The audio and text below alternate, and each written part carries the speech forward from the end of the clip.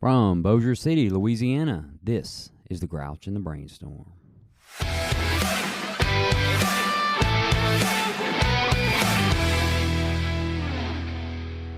All right, and here we are once again back with the Grouch and the Brainstorm. Glad everyone could join us, and we have a couple of guests here tonight. Of course, we have our regulars. We got Matt. Say hi, Matt. What's up? We got Jill. Hey, hey. And sitting out this evening is going to be Jennifer, but in her place we have Rhonda. Hello. And we have Kim. What's up? Hey, all right. So we got a really good crowd here tonight, and the audience is going wild as we speak. And we had a hard time getting past the paparazzi just getting to the studio. It was mainly Matt.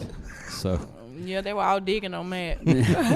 So tonight's episode, we're going to talk about a couple of things, several different subjects, and one of them that I want to discuss and bring up tonight is going to any length to get it.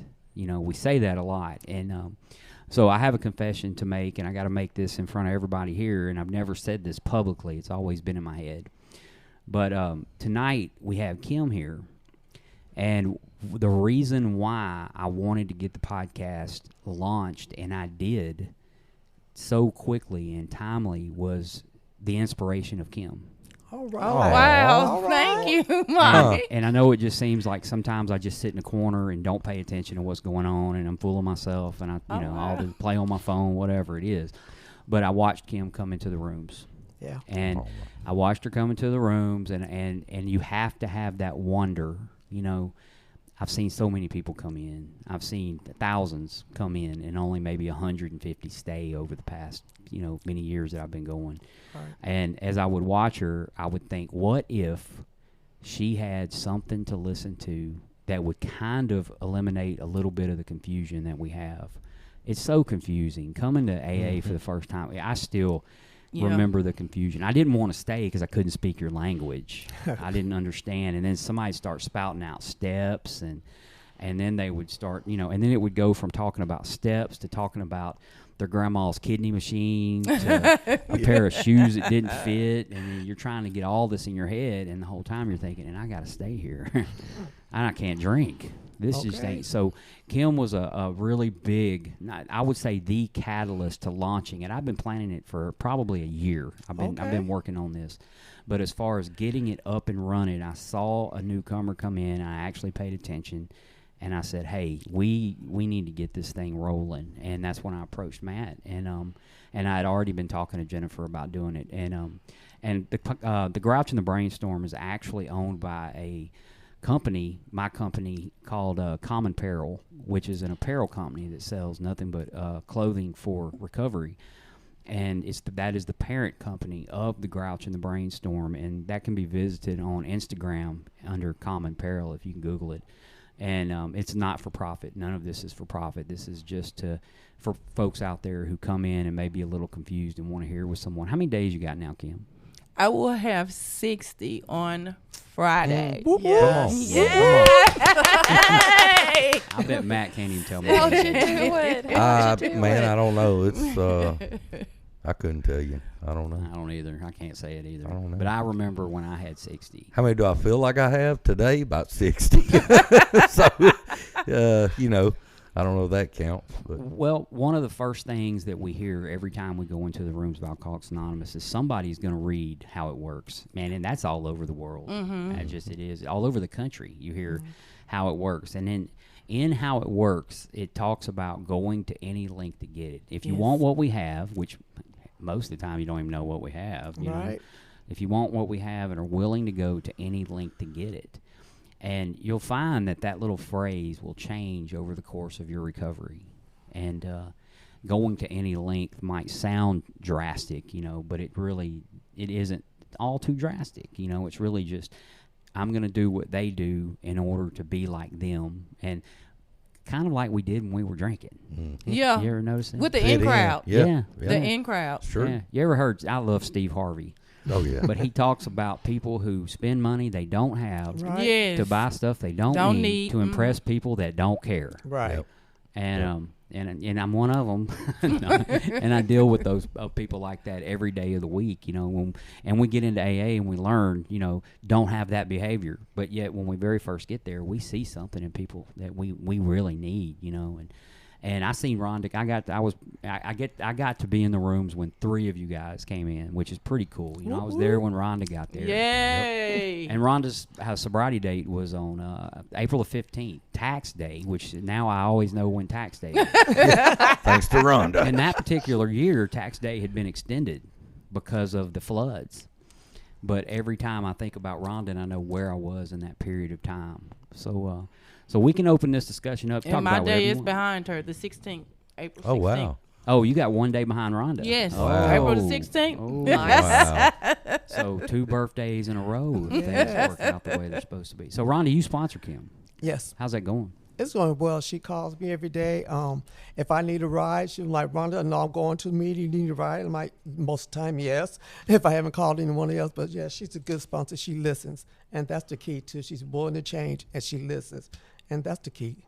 You like sponsoring folks? I do. Yeah, I do too. I do. It's really what makes the whole thing kind of come together. And Kim, what do you think about having a sponsor, period? Just having a sponsor, it's got to be new. It's very new, and it was very different at first because, when I walked into the room and, the first day and everybody was, at the end of the meeting, get you a sponsor, and then everybody was like, sponsor, that's the most important, one of the most important things. And I was like, what the fuck what is a sponsor? Good. Yeah. And I was like, what is, a sponsor? What the hell are they going to do that I need them to do, And it's like, and the more I came in there and the more I listened to, and got to know what a sponsor does and I was like, well, okay, I'm going to try the sponsor thing. And when Miss Rhonda came, and I got to listening to her, and I was like, okay, that's what I need. I need somebody that's going to be on my ass, that's not going to let me slack. Because if I can get away with slack, and if I can get, backslide a little bit, that's what I'm going to do. Mm-hmm. And I knew, okay, no, I need her.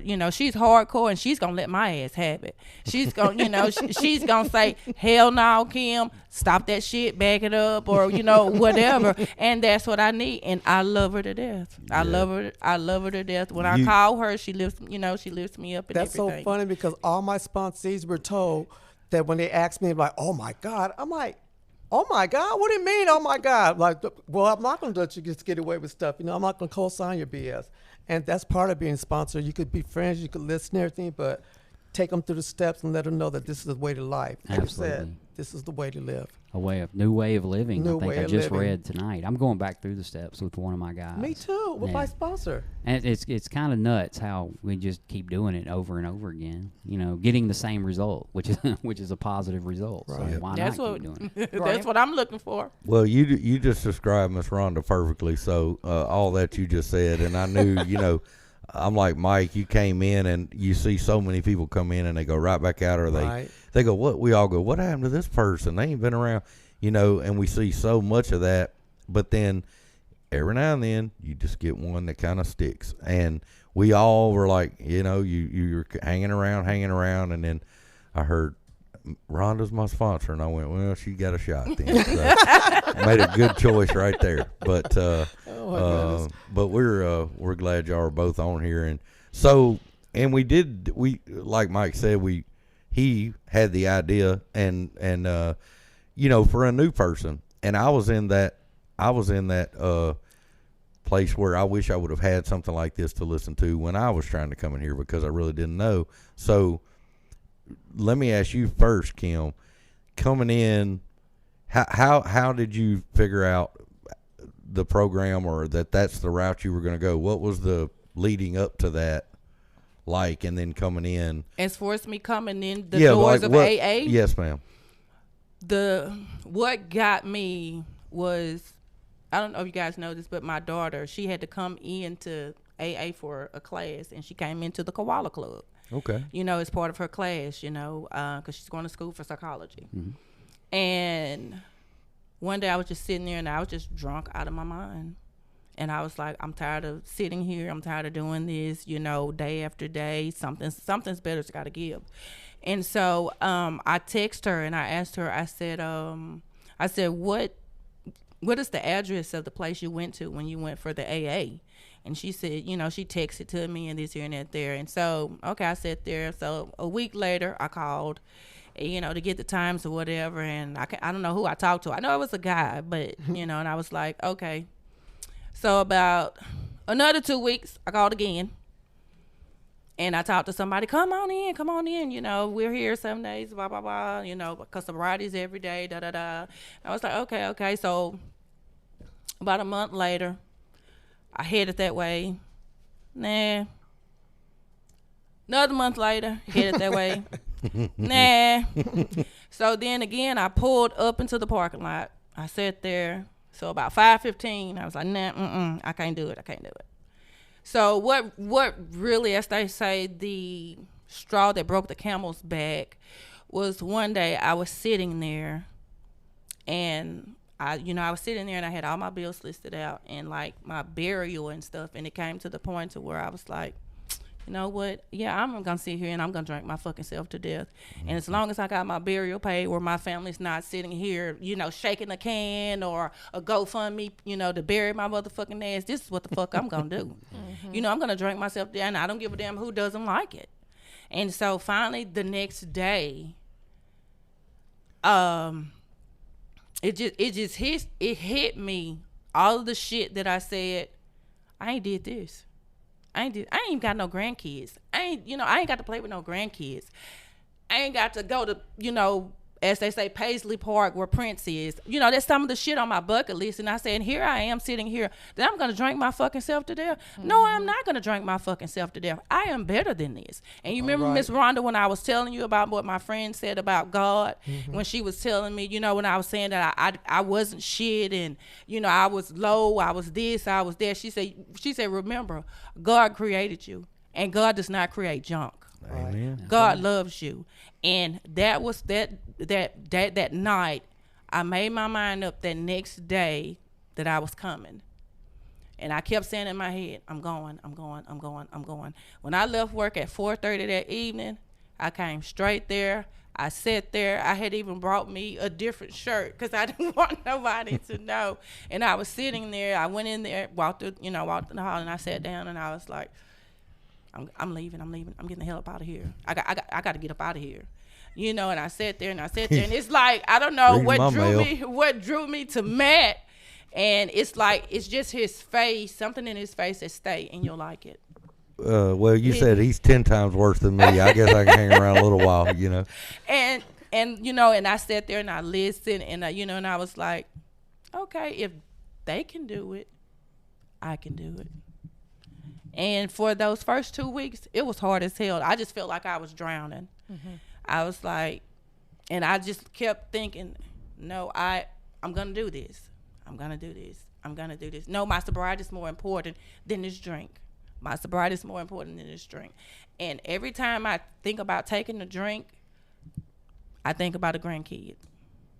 I think about the things that I have not done. But I might, you know, God might take me out before that, but it won't be due to drinking. Amen. It won't be due to a drink. Amen. And I thank God every day. I thank God for you guys in that room. I know I tell you guys every day, I love you guys. You know, I got my family, but you guys have been my biggest supporters, my biggest ones to just say, not today. Yeah. Not today. Kim. Thank you. Not today.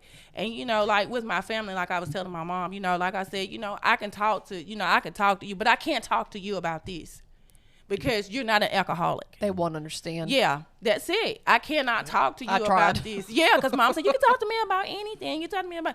No, you can't, because some of the shit that I want to say, you don't want to know. Get you locked up anywhere but where we go. You know? Yeah. And the fear of getting locked up. But like I said, I love you guys. I thank you guys. Well, you know the reason, like, we all came up and said hi and try to make you feel welcome, because we all been through the same process you just described. But Matt, you're also the most hospitable guy I think I've ever met in the rooms of Alcoholics we Anonymous. got to get him worked on. Yeah, I've got. I'm not lying. Some of us are sicker than others, okay, and you know, If Matt can't get them, they can't be God. That's well, I don't know.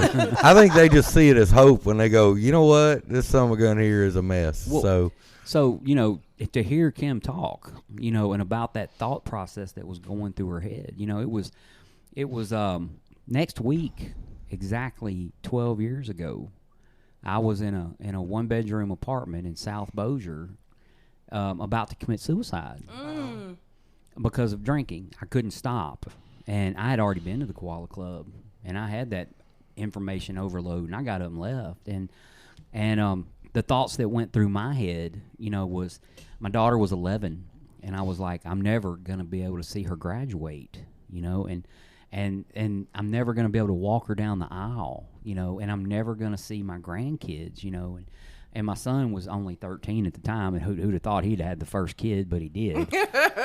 But, those thoughts actually went through my head, and kind of like her, if God takes me out before then, at least I gave it a good attempt, And, yes.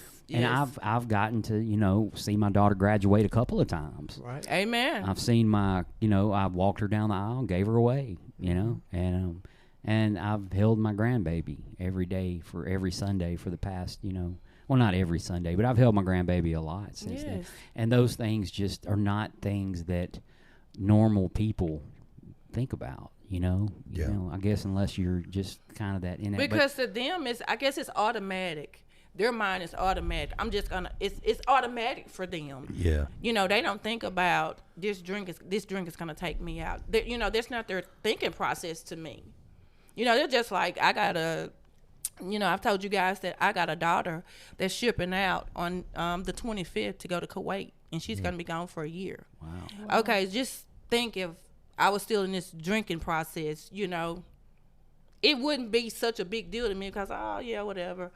She's coming back, but now, I'm not thinking in a fog anymore. I'm thinking about my baby's going to be gone, and she's gone overseas. The longest she's ever been away from me was when she went to, boot camp. And that was like 16 weeks or whatever that was. I can't remember, but like I said, that was the longest she's ever been gone. And now she's going to be gone for almost a year, God willing or whatever. And, as a parent, I'm thinking, no, I don't want to be drunk when my baby calls me. Yep. Yeah. I don't want to. Yeah, I don't want to. I don't want to. Yeah, I don't want to miss the conversations with her when she's overseas. Has gotten a signal, or however it works, to call me, or I talk to her. I remember I talked to her, but the next day I can't even remember the freaking conversation. Many of those. And that's what I'm thinking. And like with that, that's a big deal. I want to remember every part of it. Every part that I can remember of that, I want to remember that. When my son or whoever, hey, Mom, we're pregnant, hey, And then, like, I got my baby girl. She's graduating in December. I want to remember that. How's she graduating high school? No. She's graduating from NSU psychology. Ooh. Yep. Oh, So she was one of our med students. She came in. Okay. That's pretty I cool. probably remember. That's why I said I know because I used to talk to him after the meeting. Like, if you want to know something about, what we do, ask away. Yeah, because she came, matter of fact, Mother's Day, we went to Big Book Study, and she came with me for Mother's Day. Okay. Yeah, that was her. I met her. Yeah, that was her. She came with me for a Big Book Study. And like I said, she graduates in December. Wow. But And I'm going to remember that. See, when she graduated high school, I vaguely remember that. Yeah. Because I was lit, as they say. Yeah. I wasn't lit, but I My was family lit. tells me that we own this dog for 3 years. I don't remember the dog. I don't remember the dog. They're like, remember when we had Dad? Remember? And I'm like, I don't know that dog, man. As long as you don't. They're have like, any we had kids him for pop 3 up. years, and he ran away. I'm like, probably because I didn't remember him. So don't feel bad, Yeah. 3 Now- years. He blacked out 3 years. I bought dog food, evidently. I don't know. So another person at the table came in with a kid. I remember when Rhonda and My son brought me to the room. I remember. Oh, it wasn't nothing nice at all, at all. You get to see. Sometimes you get to see the family side right there in the room. Yes, and we did that. We be telling each other off, and I was putting it light. Let me put it the way it was. We be cussing each other out inside the meetings. I mean, it was terrible. We did. I mean, I know we destroyed so many meetings. They're like, oh my goodness, that's how they talk to one another. And I worked with him for a little Yes, while. you sure did. And then you make it so bad. He told a lie, and that's how he got fired. I was gone when he got fired. Yeah, but no, I was the reason he ended up getting fired because he told a lie, saying that his grandmother was dead. I'm like, that's time I would about it. My mother was alive. I don't know. You got another grandmother you talking about? Oh no. Well, I you got some find in guys the business I'm in that folks have many grandmothers. Yeah, my business as well. They have more grandmothers. I'm like, how many? Let's trace this Like, back. wait, you know? hold up. Your grandmother dies every Monday and comes back to life, dude. Yeah, man. Oh, so you have one too? I had one guy look at 2 desks, and I'm at one, the owner's at the other one, and he goes, what happened Monday? Why weren't you here? And the guy goes, my grandma died. And I said, what? And he goes, my auntie died. In the same room looking at us 3 feet apart. And I went, that's the way to think on your feet right there. So That's what it get caught. I could do a whole other podcast on that. Welcome to my life. But my son, he still hasn't taken a drink. He doesn't go into the rooms very, very often, but he does. He keeps with that. He's not drinking. Well, he'll smoke a blunt, but he don't drink. And so, something good did come out of that. And because he's not drinking and I'm not drinking, we have a relationship right now that's unbearable. No one can touch it. No one can touch it. And, I love what we have right now. He's even staying me right now like that, and we don't fight. Oh, he's here. Yeah. I didn't know. Yeah. He just got a new job, so, it's all good. Yeah. Nice. All good. Yeah. I love seeing, relationships repaired. Yeah. Right.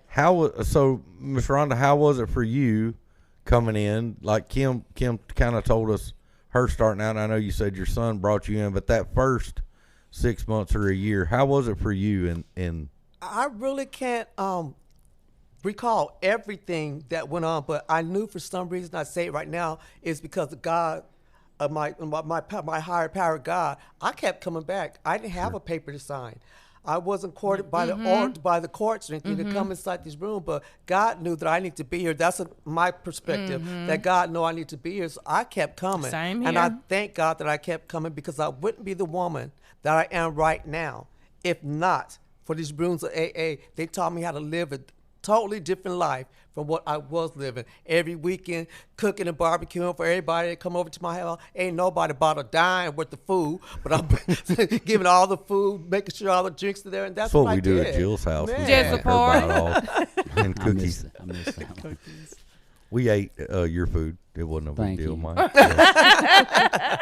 Well, I did make an attempt to go, and I guess I got lost. Oh, And I was true on- for program. Yeah, I was on a limited time scale, so I was going to drop in, say hi, grab a burger, and then I had to go, and then I got lost, and I was like, Next time. Huh? yeah, next time maybe I won't be on a time scale. Well, it's so funny that we've been doing this, and like I love to hear people's stories anyway. And even early in my first year in sobriety, I'm in the landscaping and grass cutting business, and I was on a mower all the time that first year. So I would put headphones in, and I would go on YouTube and find a speaker, and I didn't know who these people were, man. They sounded like old Midwest or Yankees or whatever, and they were just, but it was something sobriety related to listen to, and but I liked hearing people's stories, and it's just funny how we all kind of come from different backgrounds, but it's the same deal when you walk in those doors. And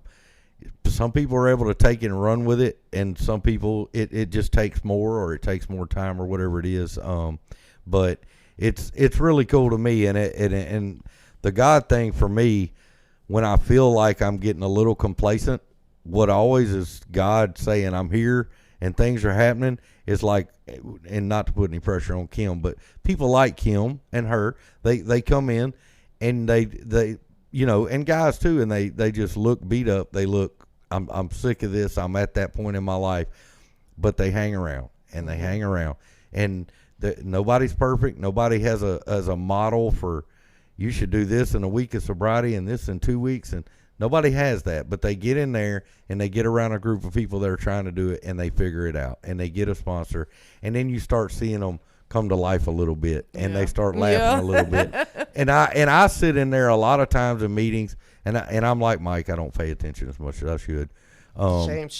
I mean, I know, but I will sometimes, and when I'm having rough days, I'll sit in there, and the way I kind of sit, I see most of the building, and I'll look at people's faces, and I'll sit there and think, and I'll go, oh man, I remember when they came in, and you start to think of their stuff, and you go, God's doing something, and He's working on me. but it's just an awesome deal, and Jill, you may have something on this, but I've read a lot of stuff on sobriety, and you with your background may know this more, but they say women have a harder time than men. What I've seen, do you know anything about that, or have you ever read that it's a little harder for women? I wouldn't be surprised, being that we are The way y'all think. Emotional. Like, more emotional. I mean, I was a complete basket case for the first year, just trying to rein my emotions in, and I mean, like, it was such a dump of emotions when I stopped drinking and using that I cried for 30 days straight, and having to work through, I guess, and I'm sure like a lot of people, the grief, that I'd been pushing down, the trauma, the anger, the resentments, the self-pity, and everything that I had worked through. I mean, like, it took me quite a while, but I also had been out there doing that for decades, and I think we're more open, with our emotions, and express it a little more than most males. But yeah, I mean. And I don't mean it as a bad thing. I just think women are wired a little more in tune with stuff, where a guy can go, oh, just kind of tough through this. And women are a little more Our feelings are more to how attached. they feel. We're fragile. Well, and I'm going very to tell you this. sensitive. Hey, I'm going to tell you this. Everybody told me, they said, the smarter you are, the harder it is to get sober. And I went, shit, I don't have no problem with this. You're saying drink or don't drink. Which one am I supposed to do? So you're saying- don't drink. Okay. I'm in. So you're saying I'm a genius. Well, I'm saying, you guys are all kidding. pretty smart, so it probably was harder for y'all. But I had a very me and Bobby, that was basically our whole deal was like, he's like, no, don't put the alcohol in. I'm like, oh man. Wish somebody would have told me this earlier. That was about the extent. And you know what I think like complicated things is because I like to overthink. Sure. And that may be another commonality with us as well. But same with men. I just don't know. I don't have the statistics. I know. You know what, for me, what it was, for me, being a black woman, we were taught that whatever goes on inside the house Stays in the house. Yeah. So we subside so many feelings, push them down, and you're not supposed to talk about it. Now, if somebody looks at me wrong, man looks at me wrong, I'm like, excuse me, you don't, but we were taught that. Yeah. Well, we were, I was taught, not necessarily taught, like no one ever actually said it. It was just kind of the precedent that guys don't cry. Yes.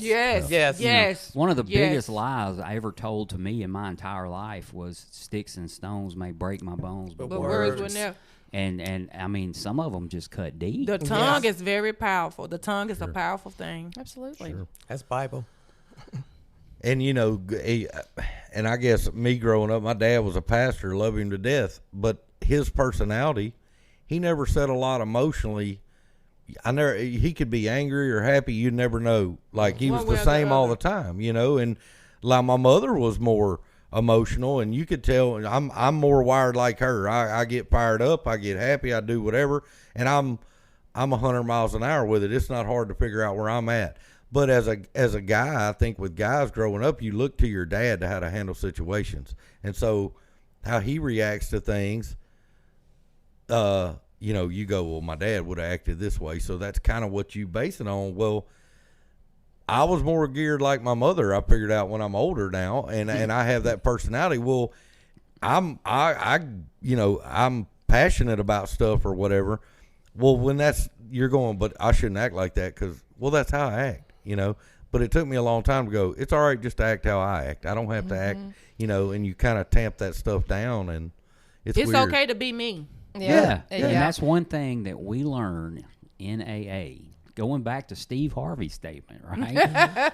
It's okay to be you. Right. Whatever that you is, there is. That's it. When you walk in the rooms of Alcoholics Anonymous, you're on a level playing field. Now, I'm not even going to pretend to lie. There's going to be a click here and a click there. We don't have to get involved in all that. That's, we are there. Our primary purpose, we learned that in the beginning. If we are really there to help other people, Right.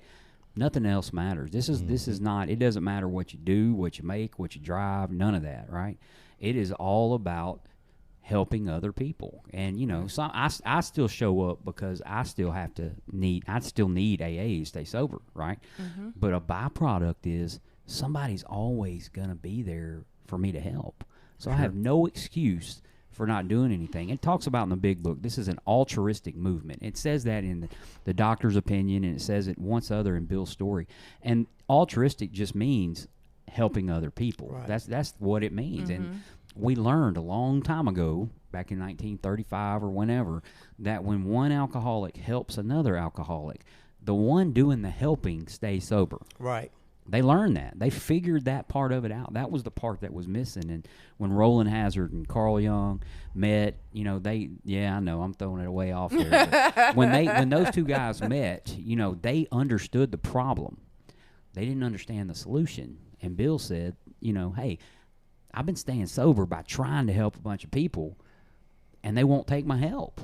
Mm-hmm. And his wife was just basically, hey, you're still sober. Right. Yeah. Mm-hmm. We had the speaker at the Highland Club told AA's foundation. I mean, the founding story. It's amazing, y'all. I mean, like, we learned so much. Now, if they told that story, they probably talked about Carl Jung. You and did. Roland I wrote Hazard. it down on my piece of paper. That is where Carl Jung sure did. If you follow the lineage, that is where most of those AA history stories start, and that was before AA. You got to think about this. First 100. If you would have came to Alcoholics Anonymous back then, okay, they didn't have a big book. Women weren't allowed. Women weren't allowed. No, the story behind the big book, I have to say this, y'all. I'm so excited, though. He was saying that the big book, the reason that it was named the big book was because the book was so big and heavy, and so they tried to name it all these other stuff. Right. It was heavy, so they just called it the big book, and that's how we got the big book name right now. It's actually pretty catchy. Mm-hmm. I like that. And Alcoholics Anonymous was what they decided to name the book. Right. And after other names. And some of those. And I'm going to butcher this horribly, but and if nobody's read the book, pass it on. That's really good, and it's the start of all that. But I put myself in Bill's place of going, I can't stay out of institutions. I'm drunk all the time. I've screwed everything up. So I don't know. Mike can probably tell me exactly, maybe, but the sobriety Bill had when he went to visit with others, it was not very much. No. And there was no 12 steps, and there was none of that. But I mean, he literally went in a hospital and asked a doctor, you got any drunks in here? And the doctor goes, yeah, there's a bunch. And he goes, what about that guy right there? And he goes, oh, well, he's still got a job. He's still got this. Bill didn't want to talk to him. He said, I'm wasting my time. Mm-hmm. And they want to talk to the worst case because they would be willing to listen, And I just think that's so awesome that somebody basically a few weeks off of, whatever he was, off of the beans, not far, that was what he came up with, So, I believe that this program was ordained by God. Here I go, the God person again, but I really believe that this God put this together. Organization that God had his hands like this. Yes, that's just my belief. So. Nobody else has to think. I tell the story all the time. My brother's 18 years, probably 18 years clean. He's a minister, associate, something or another. I don't know what they call all that stuff at a church now. Great guy. He's got a little family. I got a bunch of nieces. One little fat nephew. He's a little bitty, but he's fat. He's an overweight guy. He's like 6 months old. Oh, okay. He's a baby. He's a baby. Okay, he's huge. So he won't have any. He's a large baby. Say, he don't want to hear he's a big old sweet baby. No. He's a baby, but he knows he is if he's listening. But we all know he is because we talk about it. But y'all got me sidetracked. Okay, so that's what happens with y'all. That's what we do. Yeah, I know. Wait a minute. Do you guys remember the meeting? What, not too long ago? And a couple guys, I guess you were up there, and they called on me first. They never call on me first. And I'm like, well, what's the subject? And they looked at me. They're like, I'm like, I'll tell you what, you could tell me what the subject's going to be about, or I'm going to do like I always do. I'm going to go start talking about what I want to talk about. Then they gave me the subject, and I was able to stay on track. But my brother, he didn't do a lot of meetings or anything like that, and he kind of straightened up his life. But he came to a big book study with me a few years ago, like my first year, and he came one Sunday night and sat in a big book study with me. And we left, and I said, well, what did you think about that? And he said, I will tell you this. He said, God's in that room. Okay. Yes, And he said, he's sitting in there. Amen. Yes. That's happening in Yes. there. And I said, yeah. Yes. And he said, I see what you got going on. And that's it. And he has never been to another one with me, but he's like, yeah, that's happening. So I took that as a good sign. So I believe it. I Absolutely. do like when I walked into that room the first time. Like I said, I was scared shitless. I was. Oh, yeah. And you know, any excuse to get my ass up and walk out of there. I was even gonna pretend that my phone rung. And I've done that before. Mike does that now. He did that today, probably. but like I said, and that was one of the things that I prayed to God about. You know, when I finally decided that I'm gonna do this, you know, I don't want to be this drunk ass woman anymore. I don't want to be the drunk ass, you know, that they laugh at you know, at the gatherings, the one that's following that, you know, all that type of shit. Yeah. I don't want to be that person anymore that's so drunk when it's time to go somewhere, you can't go anywhere because you're already fucking drunk. Mm-hmm. You know? But when I, you know, like the next couple of days after I decided that, yeah, this is what I want. I'm going to fight for this. This is what I want. And I prayed to God about it. I asked God, give me the strength, give me the willpower, you know, and if this is the place that I need to, you know, be going to, let me continue to go to. And after that, I just start Things feeling starting to God. happen. I just start feeling God all the time. That's awesome. I just start feeling, even, you know, when I walk in the room, I'll be glad to come. You know, I'm sitting here. I just can't wait. Oh, I'm going, Mom, where you headed to? I'm on my way to my meeting. You know, even when I got home, you know, I still do. When, you know, Mama, how was the meeting? Me and my sister and her, we're always on three-way. How was the meeting? You know, I'm this here, you know, and I'm excited. It's a place that I want to come. Like Miss Rhonda said, you know, the court didn't tell me to come. I don't have a paper, you know. This was something that I decided to do on my own because I wanted it. And I still want it. And I thank God, and I thank God for the family that I have. Right. You know, I listen to some of them, you know, in the classes or whatever, and they say, you know, my mom, she didn't talk to me. My mom didn't do this. My sister didn't do that. You know, nobody. My mom and my sister, I can tell you, those are two people that never gave up on me. Mm-hmm. Strong Never. support system. Never, ever gave up on me. Well, I'll tell you Never. what's cool that you may not know is how excited we get when you show up Right. again. Right. And then again. And then Yeah. again. Yep. I mean, like, it's the newcomer that gets me excited. Yes. Because I remember I was there I've started when you feeling first that came way. in. Yeah. Oh, you're going to see people come in. You will see people come in, and for some reason, when they keep coming back, you're going to start going, oh, my gosh. I go to looking for people. Watch this. You know? Right. Exactly. Watch you guys just Grow up. come alive. It's miraculous to watch that transition. Yeah, that's just like after meeting today. And Phil came up to me and he said, Kim, he said, I'm proud of you. He said, I see the growth. You're growing. Mm-hmm. And that's when I looked and I was like, you know, in my mind, I was like, Phil? You know, but that You don't just know goes who's paying attention and that's, watching you. We all that's are. one of the things that just goes to show you, you know, you may not think that they're paying attention or that Right. they're looking. They're looking. The beautiful. And I love it because that lets me know that not only am I seeing it and feeling it, somebody else is noticing, and it's not just me being crazy and wanting to see what I want to see. You know, sometimes you're blind to your own self because you're trying to see what you want to see. And when other people tell me that they can look in my face, Oh, yeah. and that they can see Yeah, no doubt. that, Oh, okay, yeah. I'm not crazy. I see it. I usually sit there and catch people when they come in like that, you know, my mouth, and I'm nosy as hell. But I'll go to somebody, I'm like, take a picture of yourself right now.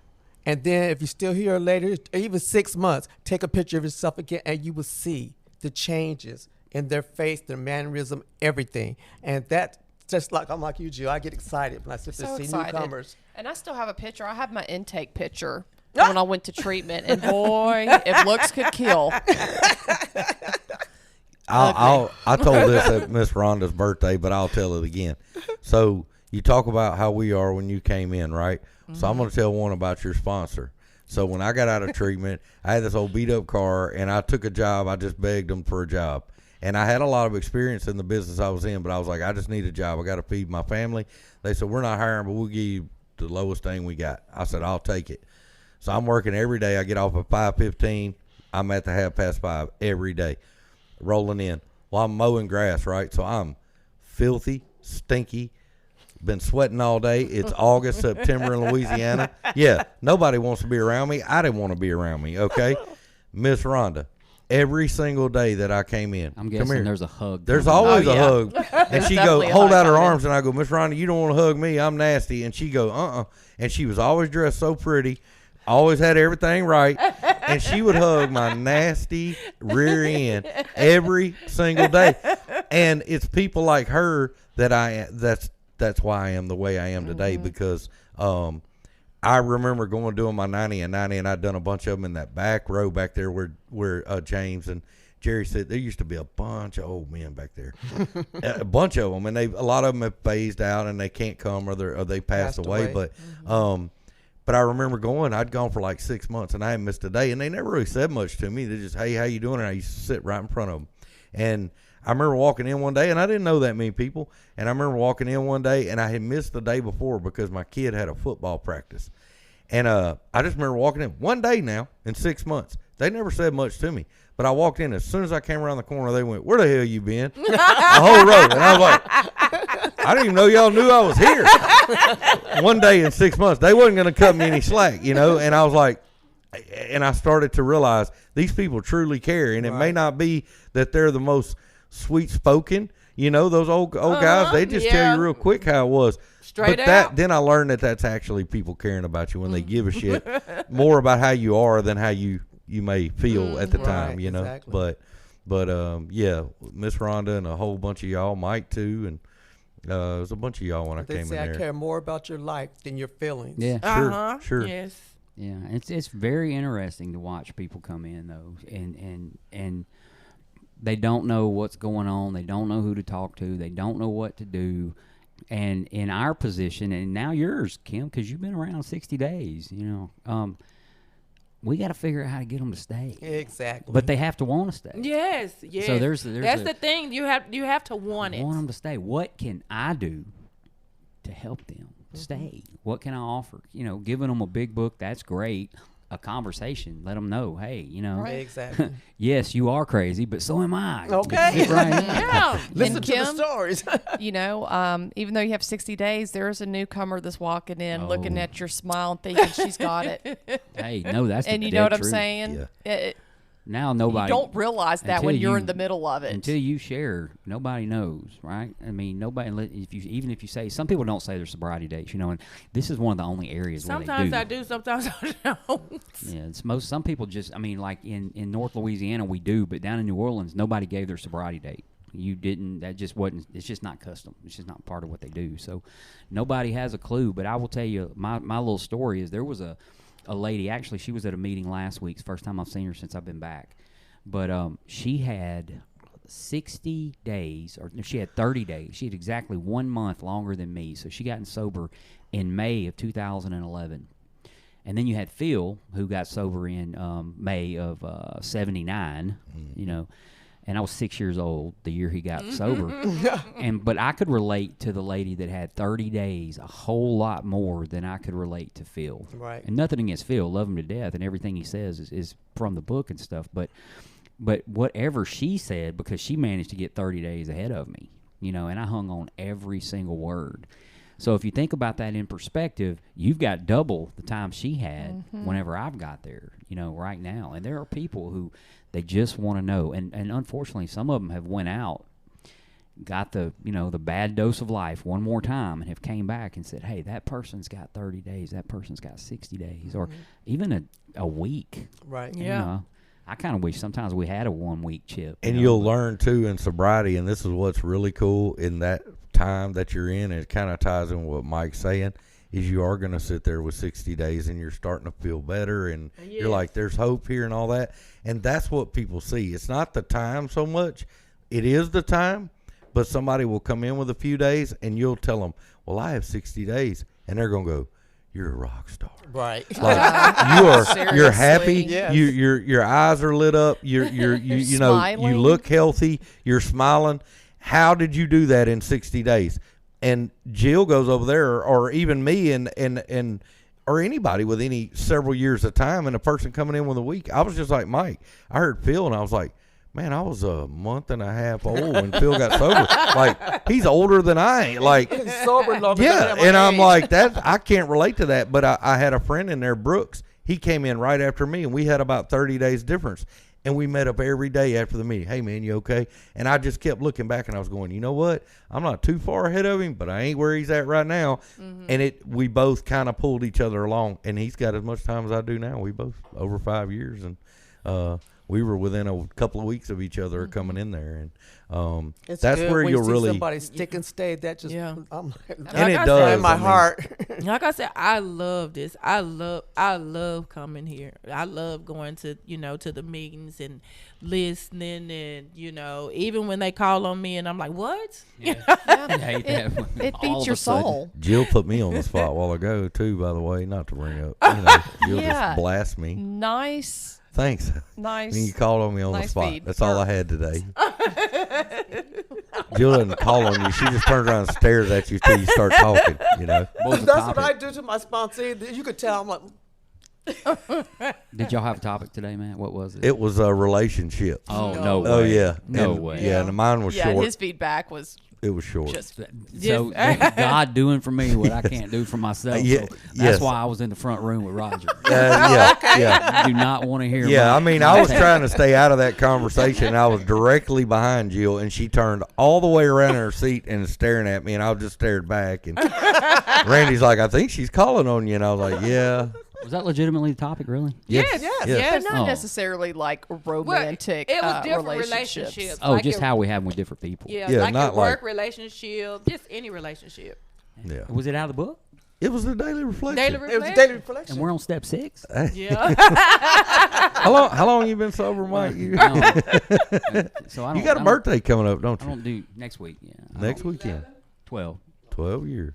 Yeah, and I will tell you this from experience: like one day you have 60 days, and the next day you have 12 years. It is. Yeah. miracle. Like I said, I remember. I'm looking back now, and I was like, damn, 60 already? Yeah, And it's like, I'm doing the damn thing. Yeah. Yeah. And like I said, I used to get up in the morning, how you brush your teeth and all that. I wouldn't even look in the mirror. I brush my teeth and hold my head down because I hated the person that I had become. And I hated that I let something like alcohol control my life. I hated that I had let it taken over my life the way that it had. And, and like I said, as we say, the $1 million question, when the hell did it happen? Mm-hmm. When in the hell did this happen? When in the hell did this alcohol, Take control of my drugs, or life. whatever come in here and just tell me what the hell I'm going to do? Right. I'm God. I'm your boss. And that's what it was. It had just complete my shit. It is bizarre because one Yeah. day you're having fun and the next day you're like dying job. from Yeah. It's a job. cirrhosis and you're like, what the shit just happened? Yeah. I got sober when I was 38, and I probably hadn't enjoyed drinking since I was 27. Oh, yeah. It was probably somewhere in an 11-year period. And I actually, me and Roger were reading about this tonight. We were going back through the steps, and there's by the time you realize it, it's too late. Yeah. I mean, Yeah. and that's out of Yeah. there is a solution in the big book, but by the time we realize that we're beyond human aid, Right. it's probably too late. Mm-hmm. And And thank you God. would think that Yeah. from our families having alcoholics. My father was an alcoholic. They called a weekend alcoholic. He only drank on the weekends. And he died. No, they said he had 5 heart attacks. They said you can have 3, but they said he had 5 heart attacks and it was alcohol induced. You would think that would stop me from drinking. Oh no, It didn't. It did not. no. It ain't gonna. Then it ain't gonna do Alcohol it to me. controlled Nothing. my life. Will. Unless you get to that point and make some serious changes. Right. And Well- I've seen people like I didn't even recognize. We went back to tell down to Covington a couple weeks ago, and there was a guy that I ran into that had been coming and trying to get it, and a lot of us had worked with him, and something happened, and he had to go in the hospital for a procedure or something, and he came out and he got the program of AA, and I did not recognize him other than his appearance. Talking to him was like speaking to an entirely different person. Oh, wow. I mean, and he was always real funny, jovial, great guy. I loved him to death, but his disposition, his character was completely changed. I mean, and he was still funny, and he still remembered me, and we shook hands and everything. But the resemblance to the character that I was working with in these rooms, completely different, just absolutely different. So, real quick, has Rhonda had asked you to go to any strange links in order to get this? Has she asked you to do anything that's just off the wall? No, not so much. No. That's that's the main answer I get whenever I ask people that. Oh, gosh. No, no. Really? No, she hasn't. Like I said, we called, we talk, but no. And I know Rhonda is not a text sponsor. She's a talk sponsor. You call her, don't you? I can already tell that. I already know that. I had to tell one of my sponsors today. I text you. I said, I told you, do not text me. You call me. How did I know? How did I know? Yeah. You going to talk, huh? Yes. That's right. Well, on the way to work, I will say probably, especially in those first few months, on your way to work, if you work in the morning or in the evening, calling that sponsor kind of sets your day. Sure, Exactly. absolutely. Yeah, I agree. That accountability is already there, because I know when I was drinking, if I waited till 9 o'clock to call somebody, that little mischievous part of my brain was going off at 8. Right. Yeah, and then he won't be able to tell I'm drunk. You know what? It was so funny. Do you guys remember Scooter? Oh, yeah, I know. Oh, my God. I would sit there in the meeting. This is a meeting my son used to fight all the time. And I'm like, I don't know why. My mom, every time I called, she could tell I was drinking. And he used to curse a lot. He's like, you dumb ass. You were slurring. Oh, okay. Oh, gosh. But I didn't have a sister know that. Yeah, those conversations you do remember, they're okay. The ones you don't remember, yeah. Yeah. They came out with this new drink called Still, and for 99 cents you got 2 24 ounces, and they taped them together. And I could drink, all right, I could handle this. I drank those 2 things, and my mother called me next day. She go, whatever you had, don't you ever drink it again. I don't remember the conversation, but yeah, it must have been pretty bad. We interviewed a guy or did a bonus episode with a guy, Ben, that had a year here recently, I know what you're talking about. and to piggyback on what Mike was saying, he was at a place him and I used to work at, and not to tell too much of his story, but he has told this part, so I'm just going to say it. But he got relieved of duty at this place we both worked at, and kind of got in the program. Then got serious. He did his thing. He's done great. Well, we're coming up on a year of sobriety, and I go walking in that place one day, and 2 of the people came up to me and they said, "What'd you do to that dude?" And I said, "What?" I didn't know what they were talking about. And they said, "Ben, what just happened?" And I was like, "Huh." And I started laughing, and they were like, "Whatever you did, thank you." I said, "Well, first off, I didn't do shit." I said, "All I did was invite him to a seat in a room with a bunch of people like me. That's all I did. He's taking it from there, him and God." Right. And he's chosen. And I said, "Let me tell you what he's done." I said, the dude sleeps in his truck because he gets off work at 2 o'clock. He sleeps in that hot-ass truck with no air conditioning until the meeting starts at 5:30. He did it every single day. Wow, that's he would lay in that parking That's lot. dedication. He's willing to do the crap that it takes. To get it. And driving from South Shreveport to Bossier, lay up there in his truck, after the meeting drive all the way to Stonewall, because that's where he stays. Oh. Every day.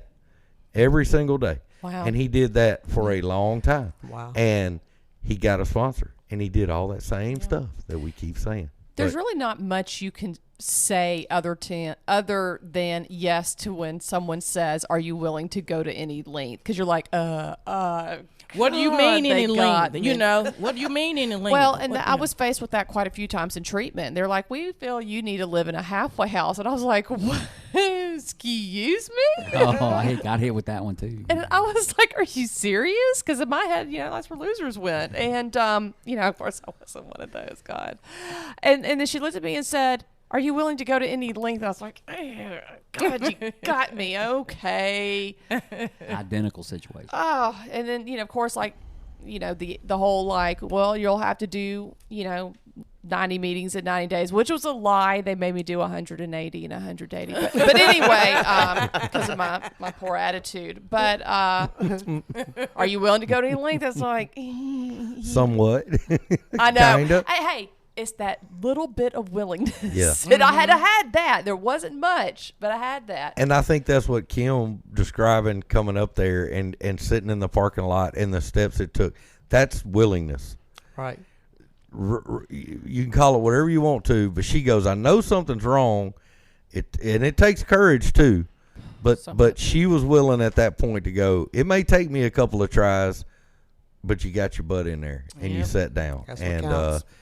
That's where recovery's at, man. It's what do you do to get it, And then I just knew I didn't want the drunk life anymore. Yeah. Sure. Amen. The thing is, when we sit there, like having the podcast and everything, and in the meetings when they room, I tell all my sponsees, I don't care if they call on you to talk, you talk, because there's somebody inside that room, even if it's one person, somebody needs to hear what you have to say. If they call on you, do not be quiet. And so they look at me like I'm crazy. I'll be like, I got that mother look like, oh, excuse me, you better cough up something right now. What to say right now?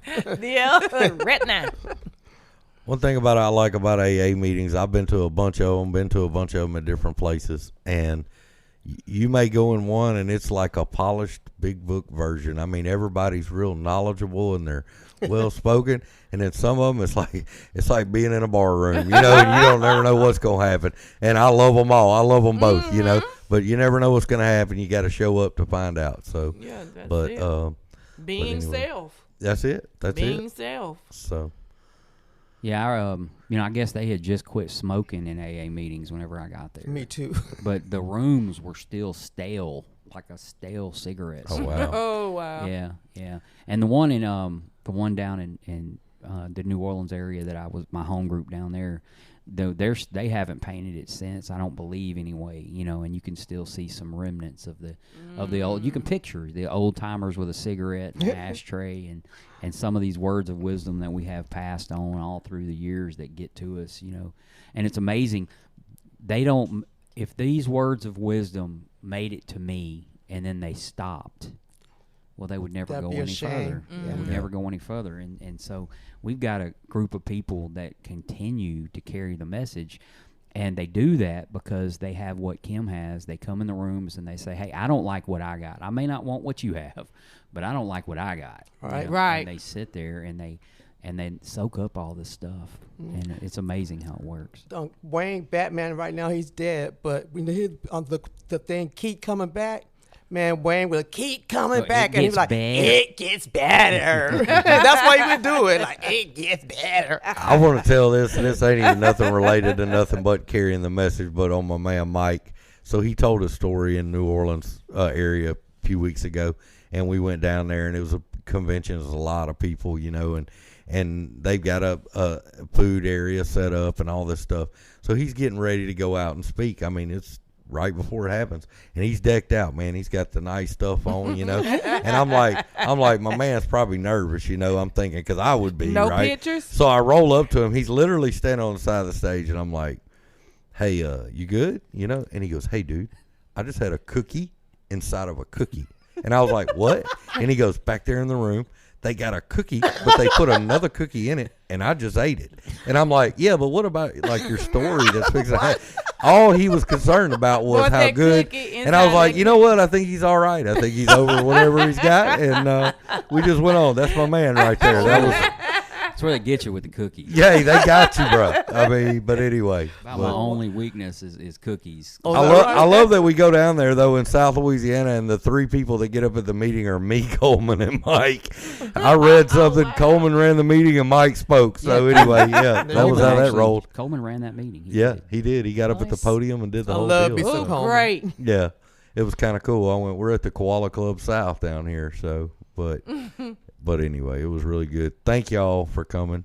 No, thank y'all for inviting us. Thank you for this having was really us. good. Because and I knew was it gonna nervous be as hell. entertaining. Like, what are we gonna say? What they gonna ask? What I don't know. Girl, You got over it. You you sure know? didn't sound like it to me. There I'm you good. go. There you go. You did better than I did. Look, I stood at the side of the truck and I prayed before we came over here. Well, you did the right thing. You guys are naturals. Yeah, absolutely, and we enjoy having you. Hope to have you back one day. Yes. We do this a couple times a week sometimes, and sometimes it's just once a week, and depending on what I got going on. But love having you both. Love having you both in the rooms. Yeah. Yep. That's the most I important love being thing. there. That's I the love same it. thing. When I walk in the room and I see your face, and when I walk in, I see Rhonda usually comes in after me. When she comes in and I see her face, then I know I'm going to be okay. Right. And I've been sober for a little while, right? And so, man, just keep coming back, keep doing it, and keep listening to her, because obviously whatever Rhonda's doing is Yes. right on the money. And I love her says to I'm death. so mean. I'm not mean. I love her to death. Just Good- stern. call her a good I'm sponsor. stern. That's what I That's told what her they call earlier. She was saying something, and I was like, "No," I said, "You just said it stern." So, Yes, it did. yeah, I think the pharmacist earlier. Yes. Okay. all right, so we're going to sign out for the night. Next episode, I think, is we're going to discuss what does will in life mean to you? That's what we're going to talk about That's next gonna be a week. good one. That's a good one. All right, so for the Grouch and the Brainstorm, this is Mike.